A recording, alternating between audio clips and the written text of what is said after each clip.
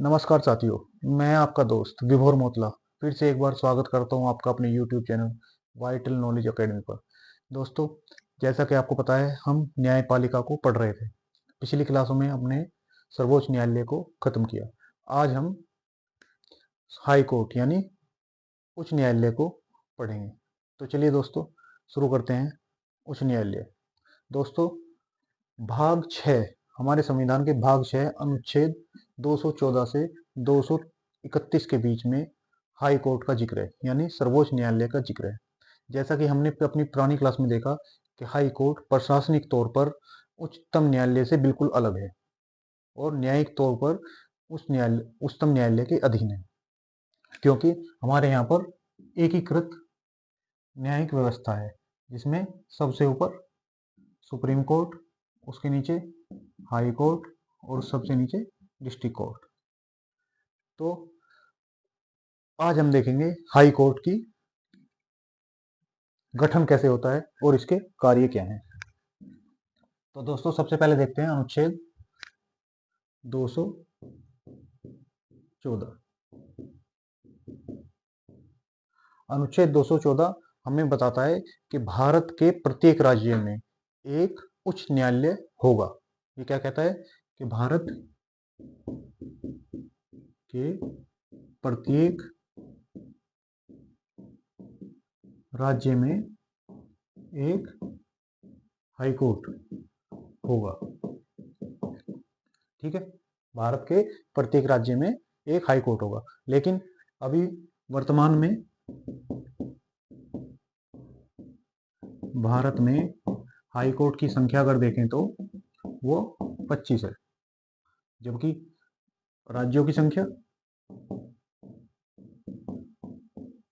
28 है। 28 राज्य हैं और 8 यूटी। ठीक है, लेकिन हाई कोर्ट की संख्या कितनी है? 25 है। इसका मतलब ये हुआ कि हर राज्य में एक हाई कोर्ट नहीं है। ठीक है ना। हमारा अनुच्छेद 214 कहता है कि प्रत्येक राज्य में एक हाई कोर्ट होगा, लेकिन ये जरूरी नहीं है कि प्रत्येक राज्य में ही एक हाई कोर्ट हो। जैसे अनुच्छेद 231 ये कहता है कि दो या दो से अधिक राज्यों का एक हाई कोर्ट हो सकता है। एक हाई कोर्ट हो सकता है। मतलब अनुच्छेद 214 क्या बोल रहा है? अनुच्छेद 214 बोल रहा है कि भारत के प्रत्येक राज्य का एक हाई कोर्ट होगा।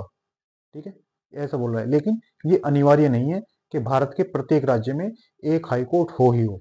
ठीक है, जैसे हमारे यहाँ वर्तमान राज्य हाई कोर्ट 25, लेकिन राज्यों की संख्या 28 है, तो प्रत्येक राज्य का एक तो वन। तो अनुच्छेद 231 क्या बोलता है कि दो या दो से अधिक राज्यों का एक हाई कोर्ट हो सकता है, यानी दो राज्यों के लिए एक हाई कोर्ट का गठन हो सकता है। अगर हम अपने देश में हाई कोर्ट के इतिहास को देखें, एक बार इसके इतिहास पर नजर डालें,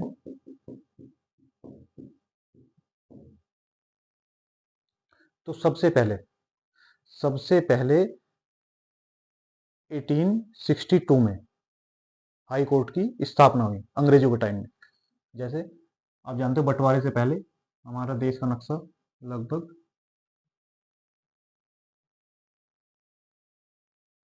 ऐसा था।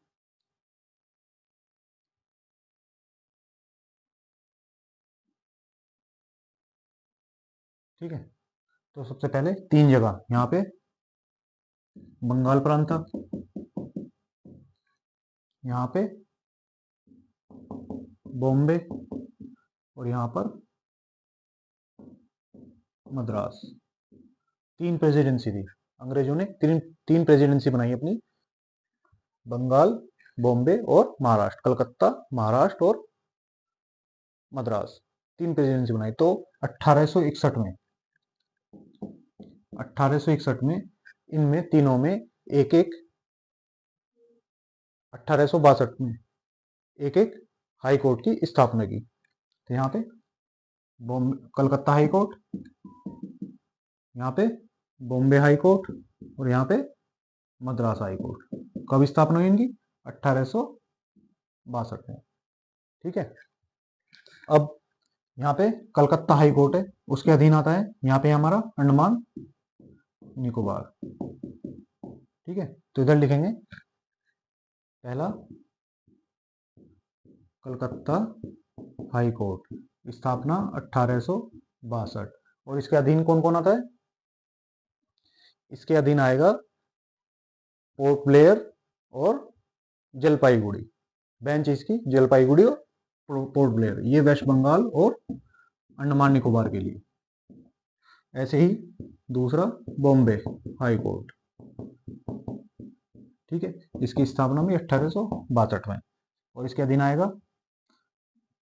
बॉम्बे, गोवा और दादर नागर हवेली एंड दीव और दमन। ये इसका अधिकार क्षेत्र होगा, मतलब इसके लिए ये निर्णय कर सकता है। अगर यहाँ पे कोई भी केस करना हो तो आप बॉम्बे हाई कोर्ट जा सकते हैं। एक है मद्रास हाई कोर्ट, तीसरा मद्रास हाई कोर्ट। इसकी स्थापना भी 1862 में। और ये इसके अधीन आता है यहाँ पे पुदुचेरी और तमिलनाडु और पुदुचेरी।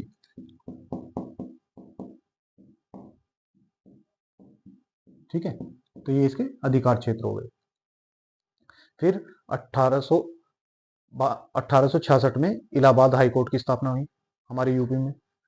1866 इलाहाबाद हाई कोर्ट की स्थापना हुई। ठीक है, और चंडीगढ़ हाई कोर्ट, इसकी स्थापना 1947 में। ये हरियाणा, पंजाब और चंडीगढ़ तीनों के लिए एक हाई कोर्ट हो गया। यहाँ पे कलकत्ता हाई कोर्ट किसको देखता है? वेस्ट बंगाल और अंडमान निकोबार को। बॉम्बे हाई कोर्ट बॉम्बे, गोवा, दादर नागर हवेली को। ठीक है, और मद्रास हाई कोर्ट तमिलनाडु और पुदुचेरी को। ऐसे ही चंडीगढ़ हाई कोर्ट हरियाणा, पंजाब और चंडीगढ़ के लिए एक हाई कोर्ट होगा। एक एर्नाकुलम हाई कोर्ट जो केरल और लक्षद्वीप को देखता है। एक है एर्नाकुलम हाई कोर्ट जो केरल और लक्षद्वीप, इसके लिए एक हाई कोर्ट होगा। यहाँ पे केरल है ना अपना, तो केरल को, और यहाँ पे लक्षद्वीप है, तो दोनों के लिए एक हाई कोर्ट। एक हमारा हाई कोर्ट हो गया गुवाहाटी हाई कोर्ट, यहाँ पे नॉर्थ ईस्ट के लिए गुवाहाटी। ये अरुणाचल प्रदेश को भी देखेगा, मिजोरम, मेघालय और इन सब के लिए एक हाई कोर्ट। 7 सिस्टर अपने हैं, उनके लिए अरुणाचल, असम, मिजोरम और नागालैंड के लिए सबके लिए Guwahati high court. Guwahati high court ये असम, अरुणाचल प्रदेश, नागालैंड और मिजोरम सभी के लिए ये वाला हाई कोर्ट चलता है। तो ये हमारा वो हाई कोर्ट बेंच है जिनका अधिकार क्षेत्र एक या दो से अधिक राज्यों के लिए उपयोग किया जाता है।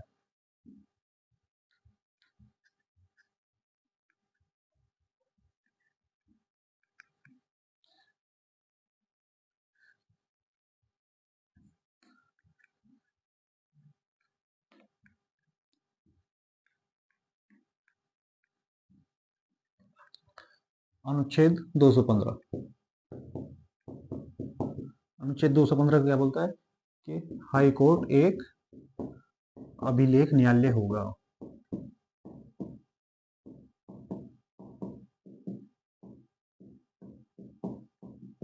ठीक है, क्योंकि हमारे यहाँ अभी हमने देखा था एकीकृत न्याय व्यवस्था है। सबसे ऊपर सुप्रीम कोर्ट, उसके ऊपर हाई कोर्ट और इससे नीचे डिस्ट्रिक्ट कोर्ट।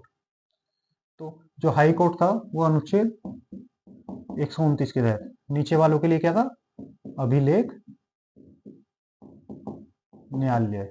ठीक है, और हाई कोर्ट का हो गया अनुच्छेद 215 के तहत इसके नीचे वालों के लिए क्या हो गया? अभिलेख न्यायालय।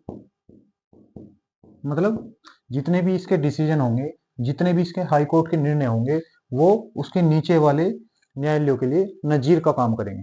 समझे? मतलब जो भी इसके निर्णय होंगे वो इसके लिए आने वाले केसों में नजीर के तौर पर पेश किए जाएंगे, और इसके जितने भी निर्णय होंगे उनको सुरक्षित रखा जाएगा। ठीक है। अनुच्छेद 129 के तहत सुप्रीम कोर्ट और अनुच्छेद 215 के तहत हाई कोर्ट अपने अधीनस्थ न्यायालयों के लिए अभिलेख न्यायालय होगा।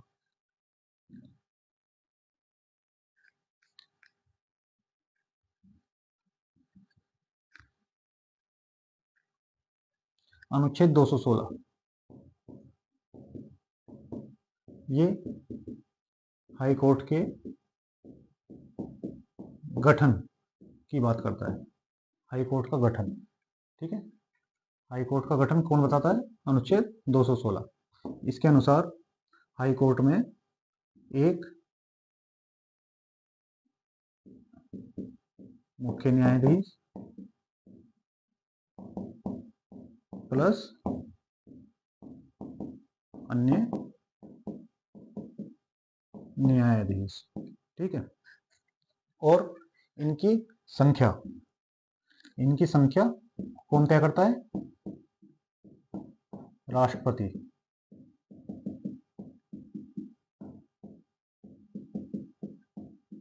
कितने न्यायाधीश होंगे इनकी संख्या कौन करेगा? राष्ट्रपति तय करेगा। जैसे यूपी में है, यूपी में जो हमारे न्यायाधीश हैं उसकी संख्या 160 है। वर्तमान में यूपी में न्यायाधीशों की संख्या 160 है। लेकिन अगर चंडीगढ़ में देखें तो हो सकता है 100। ठीक है। एमपी में देखें तो 25 हो सकती है। मतलब हर प्रदेश के उच्च न्यायालय के न्यायाधीशों की संख्या वहां पर उपस्थित जनसंख्या, आने वाले केस पर निर्भर करती है, और इसकी संख्या को कौन बढ़ाता है? राष्ट्रपति तय करता है। ठीक है। यह अधिकार किसके पास है? राष्ट्रपति के पास है। ठीक है। और अगर नियुक्ति की बात करें तो जो मुख्य न्यायाधीश होगा किसी भी हाई कोर्ट का, जो मुख्य न्यायाधीश होगा उसको राष्ट्रपति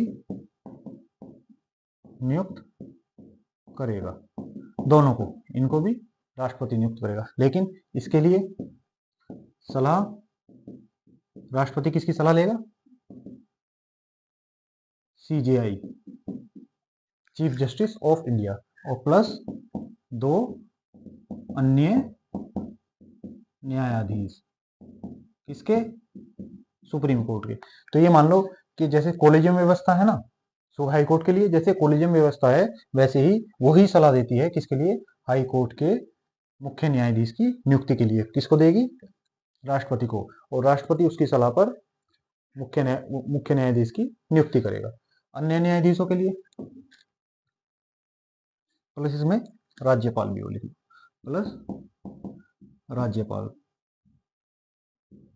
संबंधित राज्य का। अगर यूपी में मुख्य न्यायाधीश की नियुक्ति करनी है तो राज्यपाल और चीफ जस्टिस ऑफ इंडिया की सलाह पर राष्ट्रपति मुख्य न्यायाधीश की नियुक्ति करेगा। इसमें भी राष्ट्रपति करेगा। कौन करेगा? राष्ट्रपति। किसकी सलाह पर? राज्यपाल। ठीक है। फिर हाई कोर्ट का सीजे प्लस सीजीआई। जैसे यहाँ पे 2 न्यायाधीश थे, ऐसे ही कॉलेजियम व्यवस्था।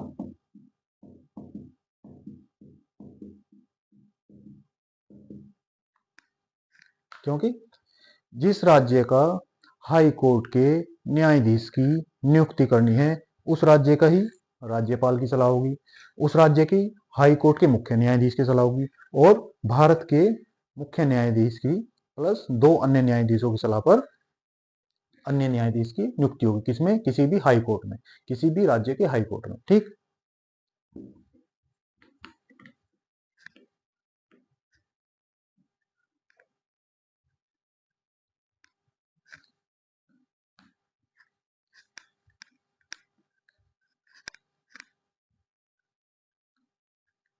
अब योग्यताएं अनुच्छेद 217 में, अनुच्छेद 217 योग्यताएं। योग्यताएं में एक योग्यता ही होगी पहली क्या? भारत का नागरिक हो। ठीक है, भारत का नागरिक होना तो आवश्यक है ही है, बिना भारत का नागरिक हुए तो कुछ हो नहीं सकता। दूसरी क्या है, 10 साल हाई कोर्ट में वकील रहा हो, या 10 वर्ष से क्या हो, न्यायिक सेवाओं में हो।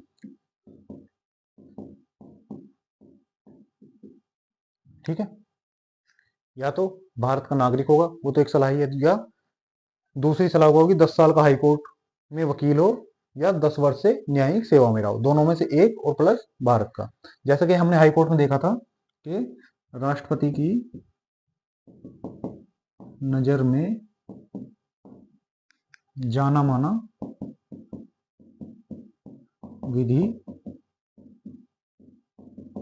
वक्ता हो, ये एक शर्त थी किसके लिए, सुप्रीम कोर्ट के लिए। ठीक है, लेकिन हाई कोर्ट में ये शर्त लागू नहीं है। कई बार ये क्वेश्चन बन जाता है कि राष्ट्रपति की नजर में जाना माना विधि वक्ता कहां पर न्यायाधीश बन सकता है, तो हाई कोर्ट में न्यायाधीश नहीं बन सकता, केवल ये शर्त सुप्रीम कोर्ट के लिए ही लागू है।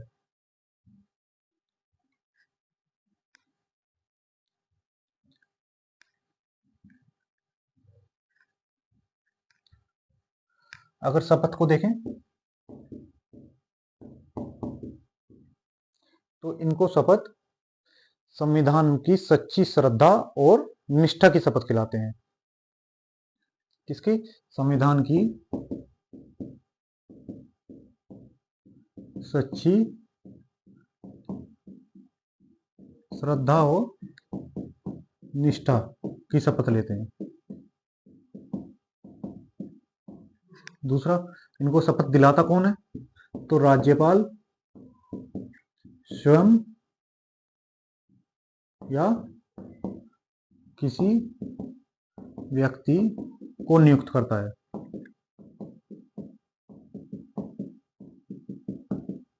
मतलब जो ये शपथ लेंगे, या तो राज्यपाल इनको शपथ दिलाएगा, या राज्यपाल द्वारा नियुक्त कोई व्यक्ति इनको शपथ दिलाता है। इनकी शपथ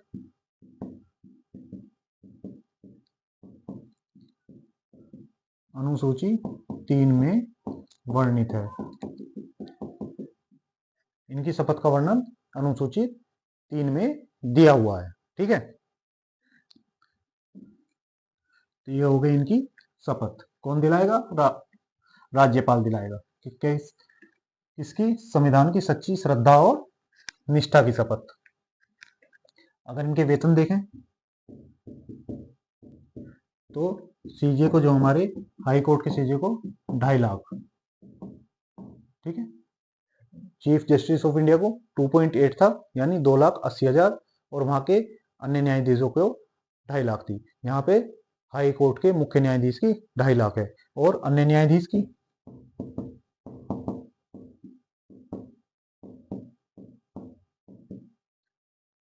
2.25 लाख।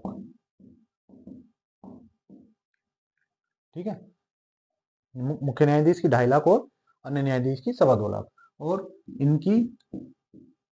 इनका वेतन राज्य की संचित निधि से दिया जाता है।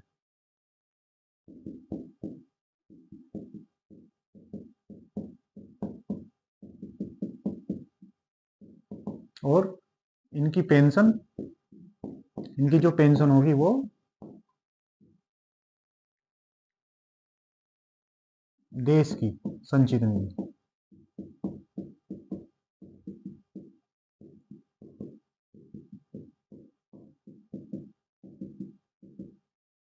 ठीक है, इनकी पेंशन देश की संचित निधि से। लेकिन ये इनकी जो तनख्वाह होगी या वेतन होगा, तो जिस राज्य में कार्य कर रहे होंगे, मान लिया यूपी में कोई न्यायाधीश है, जब तक यूपी में कार्य करेगा तो यूपी से मिलेगी, फिर वो एमपी में कर रहा है तो एमपी में मिलेगी। ठीक है, लेकिन जब ये रिटायर हो जाएंगे, उसके बाद जो पेंशन देगा वो कौन देगा, देश की संचित निधि से, मतलब केंद्र की संचित निधि से, राज्य की संचित निधि से, केंद्र की संचित निधि से इनकी पेंशन दी जाती है। और इनकी सेवाओं में जो भी इनकी सेवाओं में है, इनको संसद क्या कर सकती है, बढ़ा सकती है, लेकिन घटा नहीं सकती। ठीक है, ये भी पॉइंट याद रखिएगा कि इनकी जो भी सेवाएं हैं उनको संसद क्या करेगी, बढ़ा सकती है, लेकिन घटा नहीं सकती।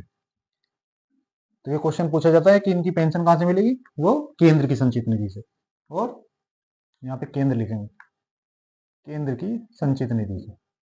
और जो वेतन मिलेगा वो जिस राज्य में इनकी पोस्टिंग है वहां की संचित निधि से।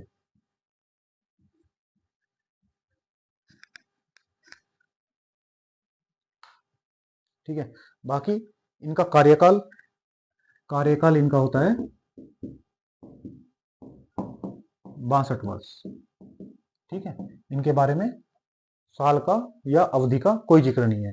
मान लिया जैसे 61 साल हुआ तो 1 साल ही रहेगा, और मान लिया 55 साल की उम्र में न्यायाधीश बना तो कितना, 5 2 7 साल रहेगा। ऐसा नहीं है कि 5 साल बाद हटना पड़े। ठीक है,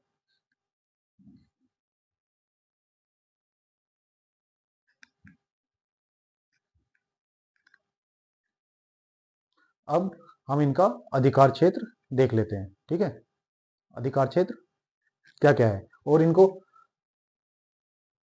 हटाए जाने की प्रक्रिया भी देख लेते हैं। हटाए जाने की प्रक्रिया,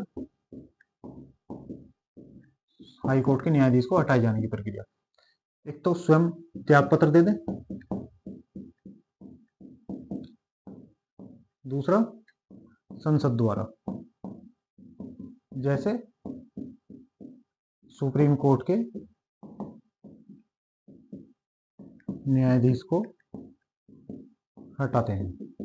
ठीक है, आधार जो उनके हटाने का आधार होगा, सुप्रीम कोर्ट के न्यायाधीश की तरह सिद्ध कदाचार और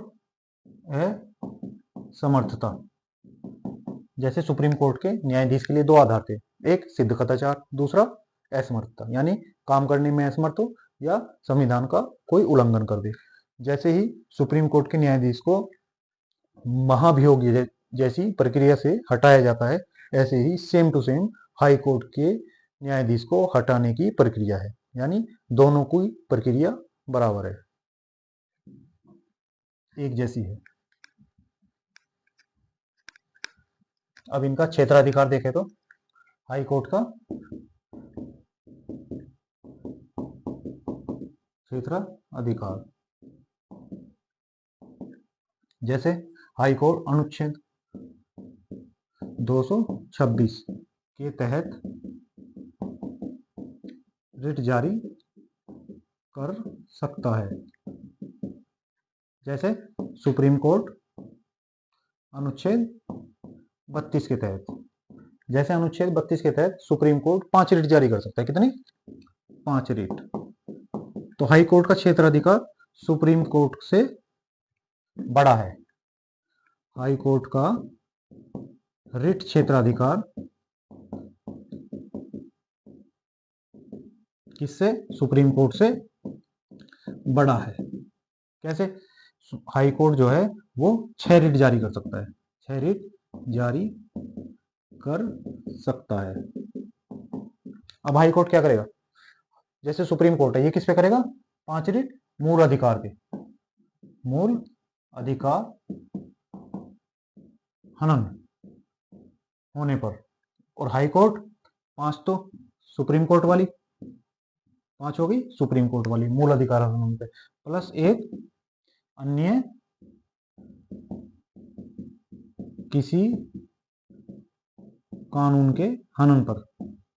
मतलब अगर अन्य कोई कानून उनका हनन कर रहा है तो उसके लिए भी हाई कोर्ट रिट जारी कर सकता है, यानी सुप्रीम कोर्ट के बराबर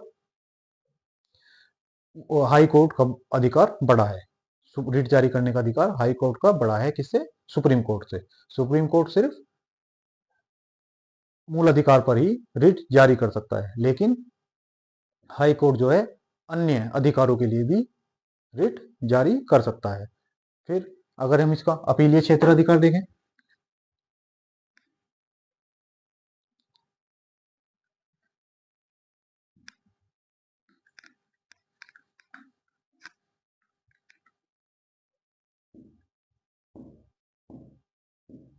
अपीलीय क्षेत्राधिकार।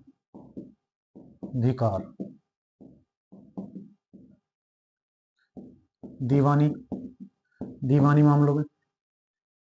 मामलों में अगर अधीनस्थ न्यायालय डिस्ट्रिक्ट कोर्ट प्रमाण पत्र दे, ठीक है, अगर डिस्ट्रिक्ट कोर्ट प्रमाण पत्र देगा तो आप दीवानी मामले में हाई कोर्ट भी जा सकते हो, ठीक है, लेकिन उसके लिए डिस्ट्रिक्ट कोर्ट यानी अधीनस्थ न्यायालय का प्रमाण पत्र आवश्यक है। दूसरा, फौजदारी मामलों में,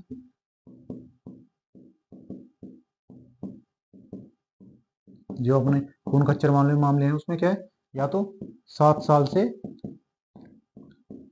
अधिक की सजा दी हो, अधीनस्थ न्यायालय ने क्या कर दिया, 7 साल से अधिक की सजा दे दी है, तो आप जा सकते हो। या जिला न्यायालय द्वारा दी गई, दूसरा क्या है, जिला न्यायालय द्वारा, अगर जिला न्यायालय यानी डिस्ट्रिक्ट कोर्ट क्या करे, अधीनस्थ न्यायालय फांसी की सजा देता है, फांसी की सजा दे, तो इसको हाई कोर्ट क्या करेगा, हाई कोर्ट द्वारा प्रमाणित करना आवश्यक है, ठीक है। क्या हो गया, अगर अधीनस्थ न्यायालय ने किसी को फांसी की सजा दे दी है तो सुप्रीम कोर्ट को क्या करना पड़ेगा, उसको प्रमाणित करना पड़ेगा, तब वो उसकी फांसी की सजा बरकरार रहेगी, ठीक। तो ये था हमारा आज का उच्च न्यायालय। आशा करते हैं कि आपको ये पसंद आया होगा। कृपया चैनल को लाइक करें, सब्सक्राइब करें। धन्यवाद।